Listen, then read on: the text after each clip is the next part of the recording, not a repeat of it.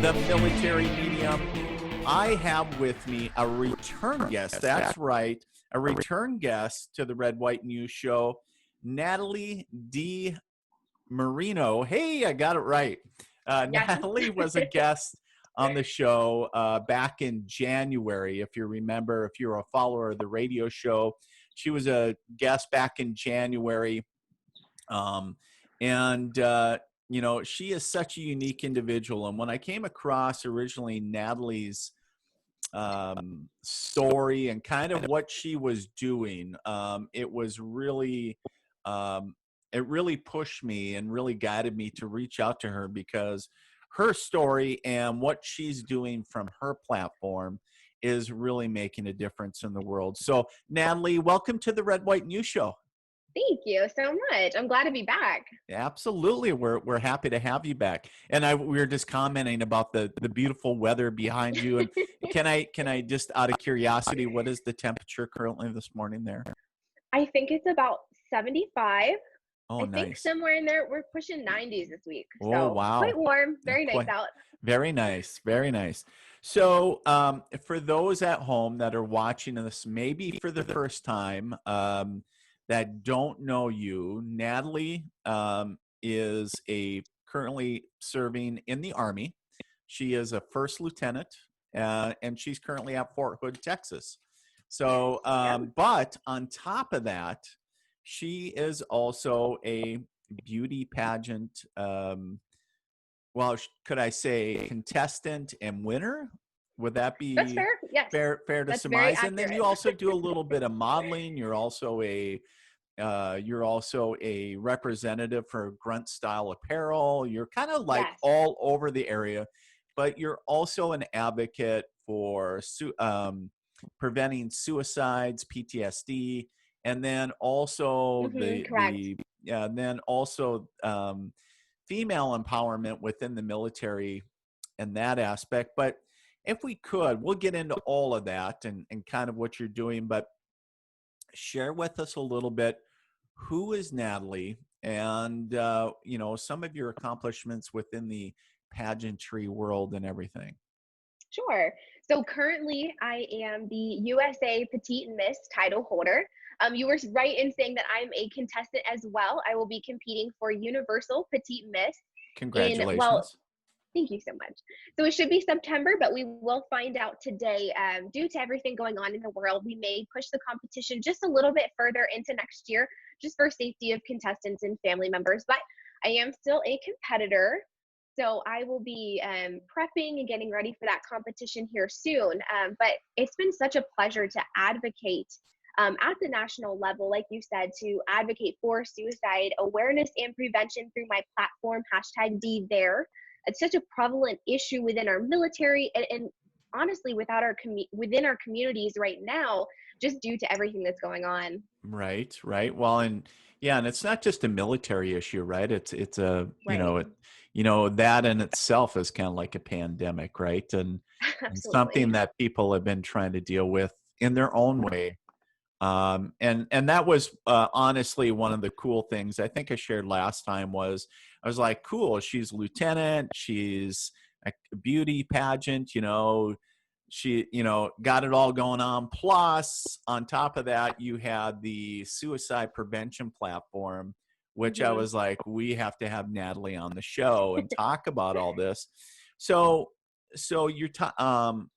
how does being a beauty pageant contestant, because I remember back in my days of active duty Army life, it's not all, it's a lot of times it's very fast paced, a lot of training, late nights.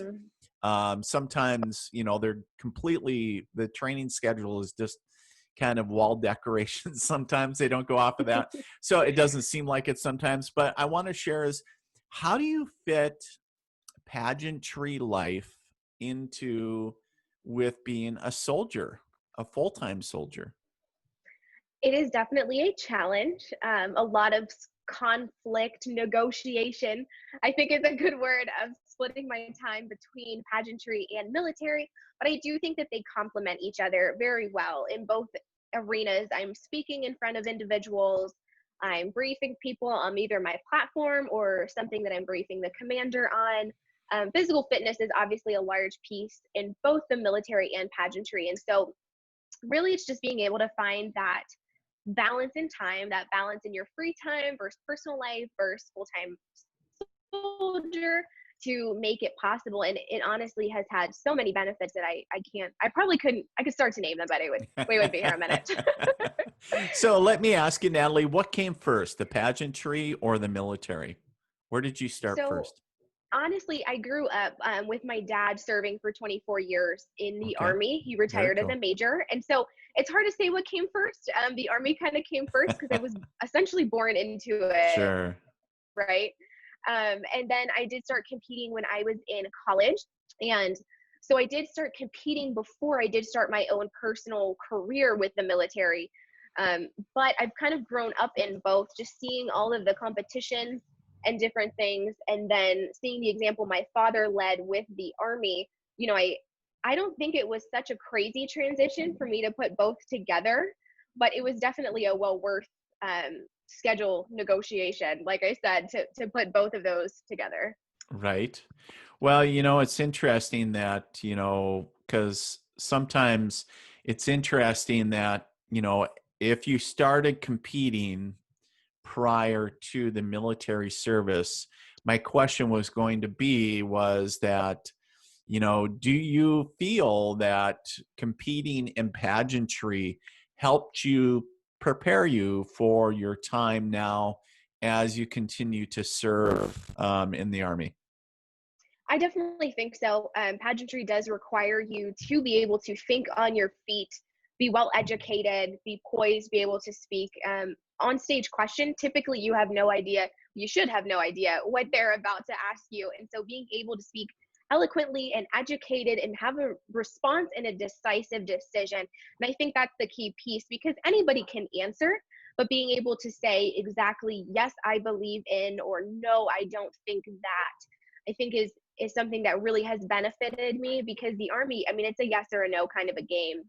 So you're Right, looking for right. the yes, but an ambiguous answer that could go either way. It's hard to give a commander advice without being able to make a strong stand. Right. Very cool. Okay, cool.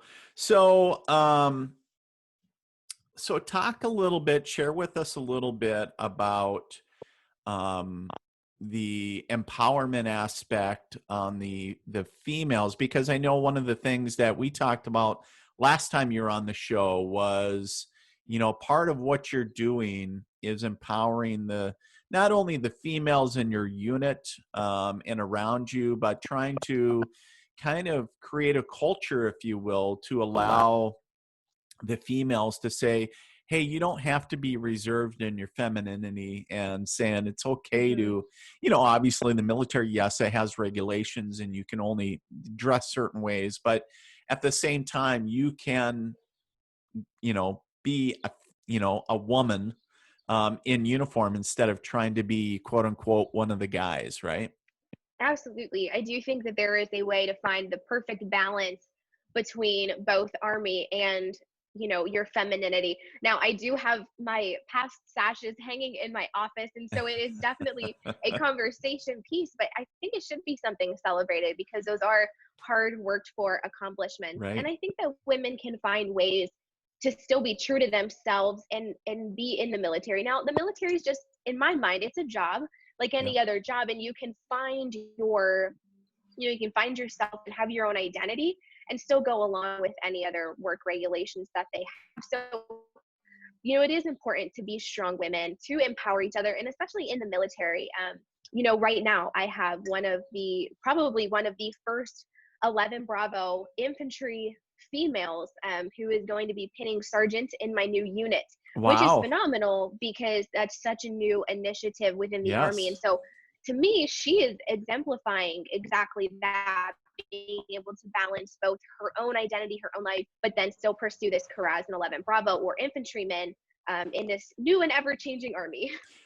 Interesting. It's, I spent it just brings back a lot of memories because I spent my 14 years that I did in the regular army was all infantry, right? And like you brought Mhm. up that, typically the old vernacular or the old culture was there was no females in any of those infantry units, Right. and especially none of those females they didn't even come close to holding the 11 series or combat Right. arms MOS. It was usually, if somebody was working with those units, it was a supporting MOS. And it's Absolutely. interesting because even as I transitioned in the later years into the National Guard, they have even changed, because I know even here in the state of North Dakota, which was very heavy combat engineers, and there was a female that I actually have worked with. She was one of the first females that was awarded the 12 Bravo or Combat Engineer MOS.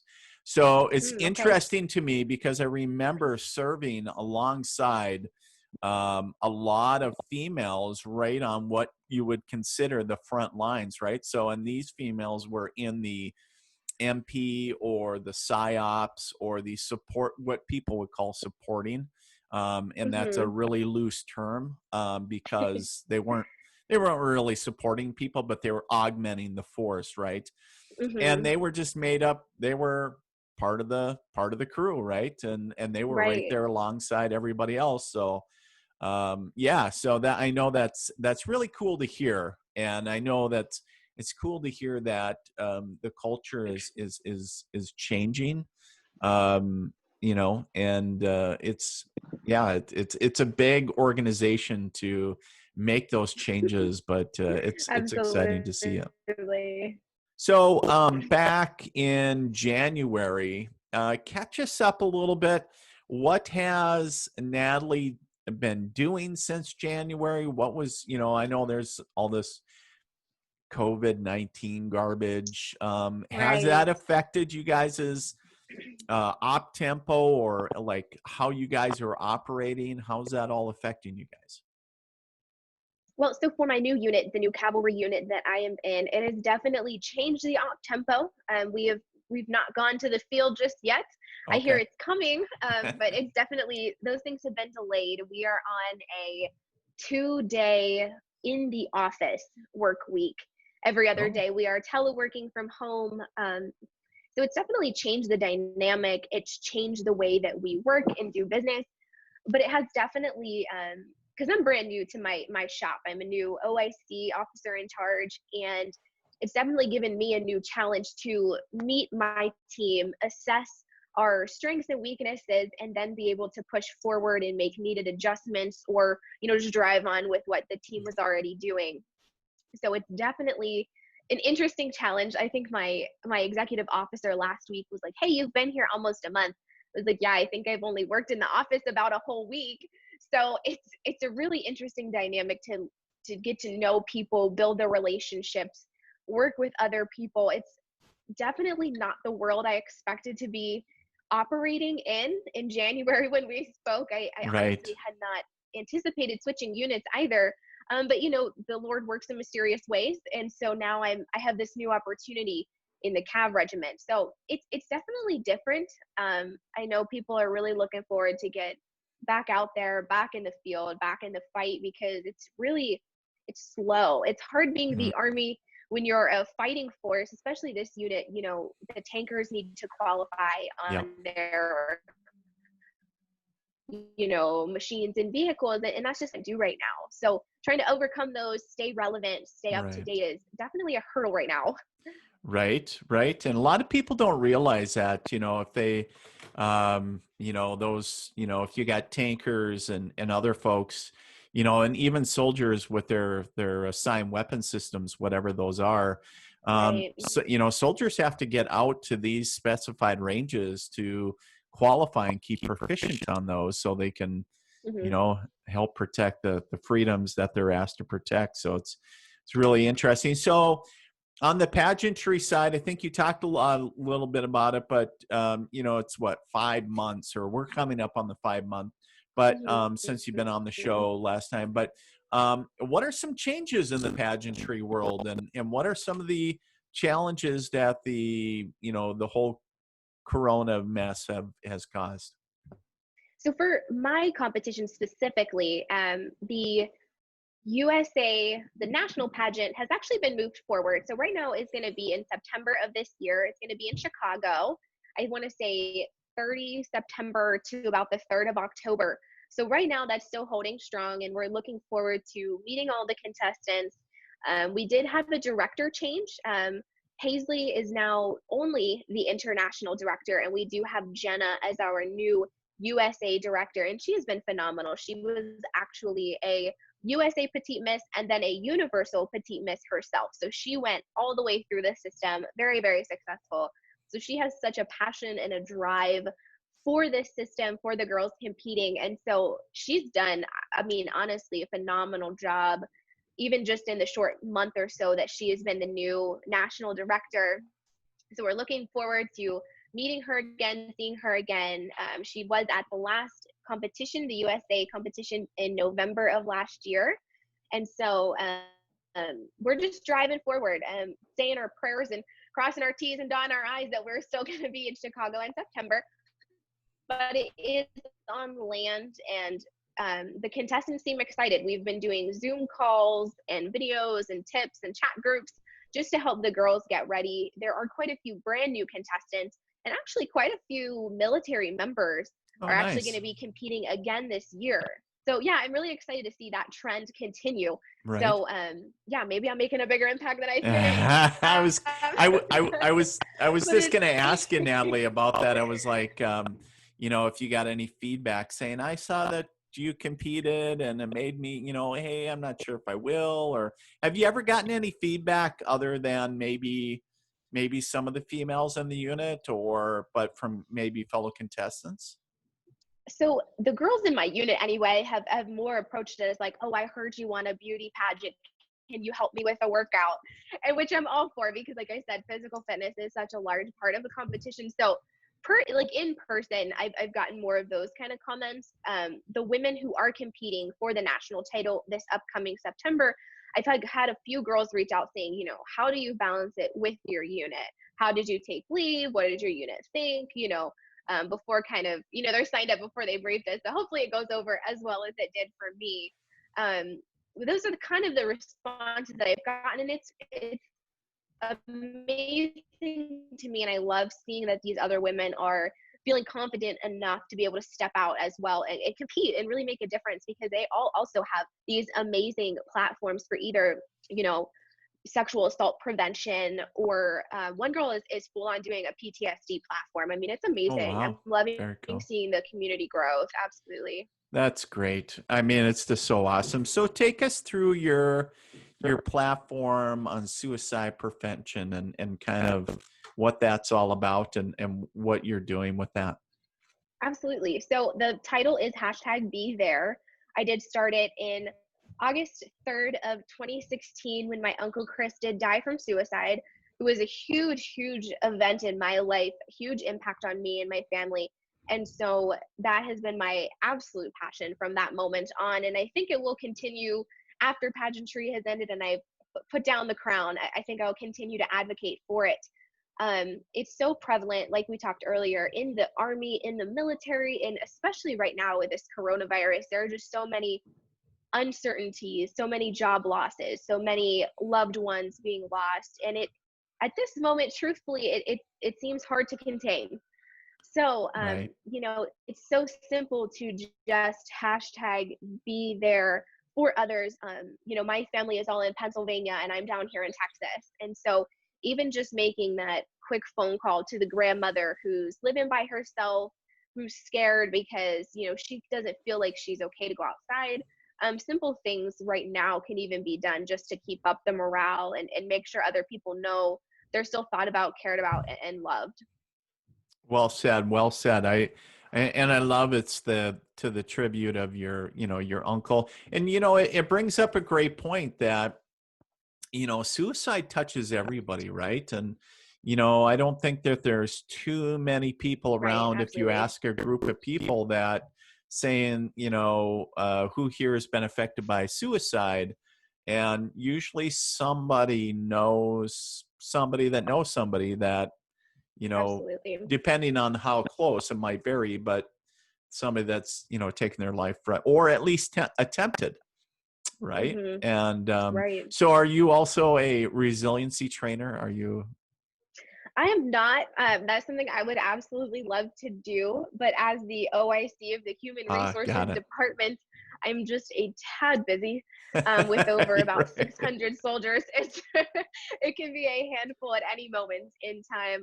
We were actually up at about 7 a.m. this morning working something that Oh, was going wow. on with a soldier. And so I would love to be a resiliency instructor, a resiliency coach, but on the other hand, that's what I have my platform for. Sure, And so sure. I can advocate when I can again fit it into the schedule, and try to support those around me who are just affected. I mean, life's tough, especially right now. I know I have family members that have lost jobs, and it is hard. It's tough. You don't know what to say. You can only send so much money. You can only support so much from so far away, and so it is tough. There's a lot of uncertainty right now. And so, but it's good. I love being able to have this title, this platform, this area that I'm able to reach out to people, and opportunities like shows like this where I can speak more about what I'm doing and how I'm hoping to make an impact is just an awesome experience. Well, what's cool is, I know that the military, or well, in the Army at least, I know for sure, and of course all branches, but I know the Army, huge, obviously, into the resiliency program and ACE, and Hmm. in all their other, I believe it's mandated across all forces, do a suicide stand down, I believe.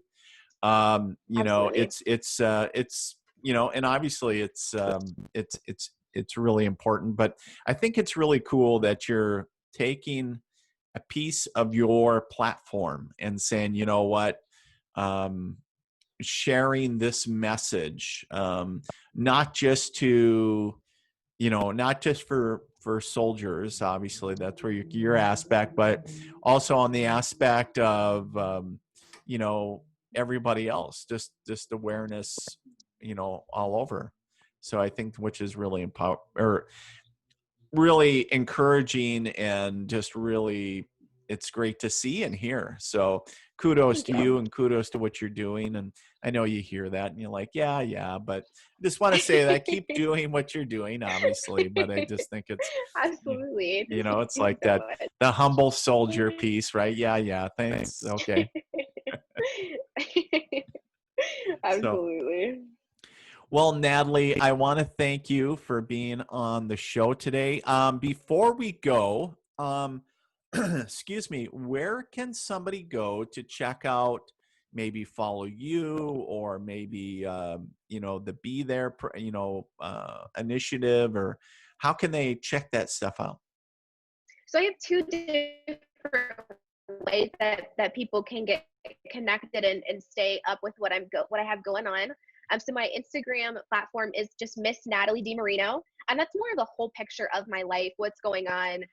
It's military, it's pageants, it's family, it's probably everything. My dog's probably make an appearance once or twice.